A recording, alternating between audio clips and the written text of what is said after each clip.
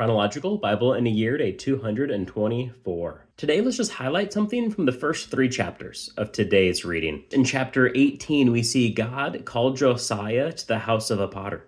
He watches as the man turns a vase or some form of vessel. He decides it's not great, it doesn't look good. It says in verse 4, the vessel he was making of clay was spoiled in the hand of the potter.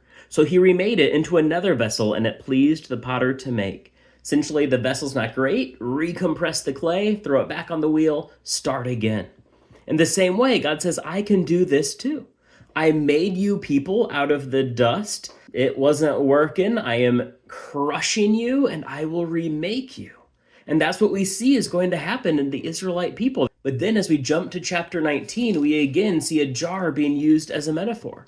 Here he takes a completed jar, he gathers a bunch of the men of Judah, and he tells them that God will be bringing justice upon the nation.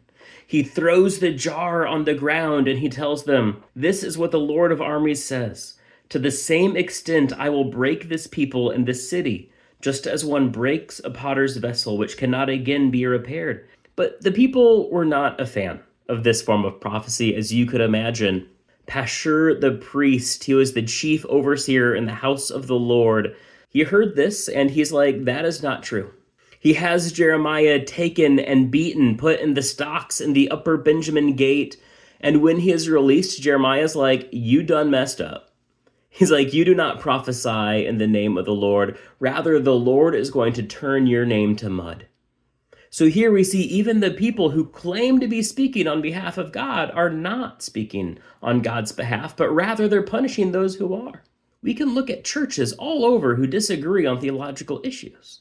And if these churches disagree, one saying this is a sin and the other saying it is not a sin, only one can be in alignment with God. So we need to be sure that those who are following, be they our church leaders, be they people online like this, are people who are being true to the Word of God and letting the Word of God dictate their opinions, their behaviors, their beliefs. Let's not be like Pashur, but let's be like Jeremiah. I think of Philippians where it says that we can be confident of this, he who began a good work in us will complete it at the day of Christ. Let's let God mold us. That's my prayer. God, may you make me who you want me to be. Transform me into who I am designed to be, not who I may want to be. Don't let me conform, Lord, but let me transform. I'm looking forward to seeing what comes next on this journey. But until then, God bless.